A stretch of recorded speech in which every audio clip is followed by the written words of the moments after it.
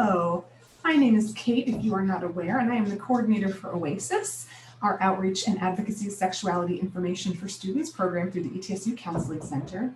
And things are getting spooky, and it's going to be Halloween this weekend.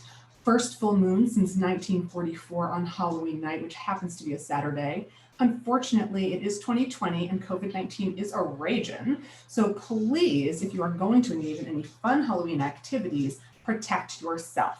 And that doesn't just mean for sexual activity. It also means put the mask on your face, okay? And socially distance physically. It's going to be nice weather, not too cold, no rain. And so you may have opportunities to do some outdoor activities with your friends from a socially distanced, reasonable space. And I hope that you make healthy choices so that we can continue our semester being able to at least visit campus and use some of the facilities when you want to.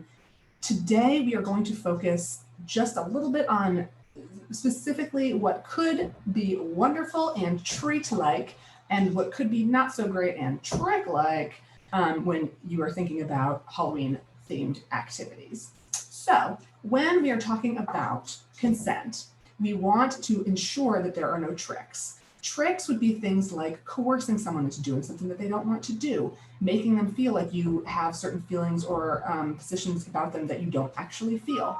And so please just be honest and a good person when engaging in sexual activity or attempting to with another person. Make sure that you are paying attention to any cues that might indicate that they are either drunk or not in control of themselves in any way, or under the influence of really anything.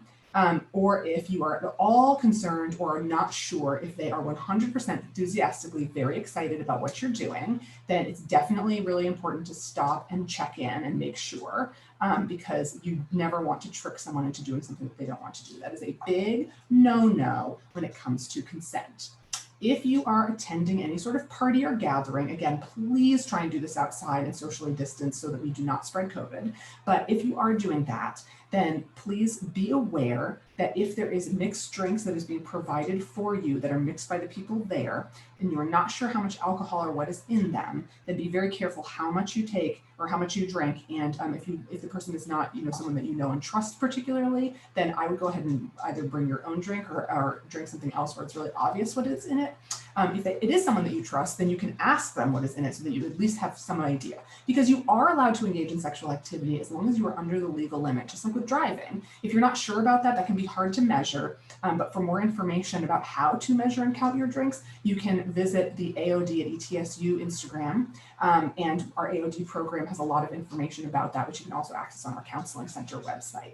That, just to cross-promote for them, this week they are also doing Don't Have a Booze Boo, and they are delivering 1,800 goodie bags for a reverse trick-or-treat experience to all of our ETSU residents. So if you're in a residence hall, you'll be getting one of those bags, and that includes a condom from us and a consent card. So you will have all the information that you need to know about consent right at your door, and you will also have protection in case you decide to engage in sex.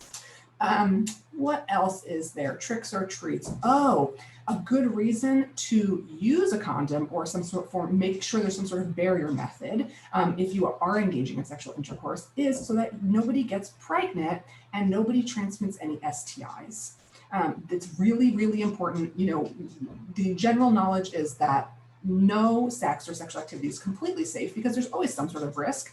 And that's, just part of the experience. And of course, it's also very normal that you want to have that experience, but it's just better to be smart and safe about it. So if you are going to engage in any sort of sexual activity, and it doesn't have to be just intercourse, definitely use some sort of barrier method, and definitely, check in with the other person and make sure if it is something like vaginal intercourse that they are on some sort of birth control as well, if that's possible, because more than one protective method is always preferred. Although what you do not want to do is use 2 condoms, because that can actually cause friction and make them break, in case you didn't know that. So always only use 1. But if there's some sort of other protective non-barrier method that a person can take or is on, that is ideal, because that makes it the least likely that anything will happen and there will be pregnancy.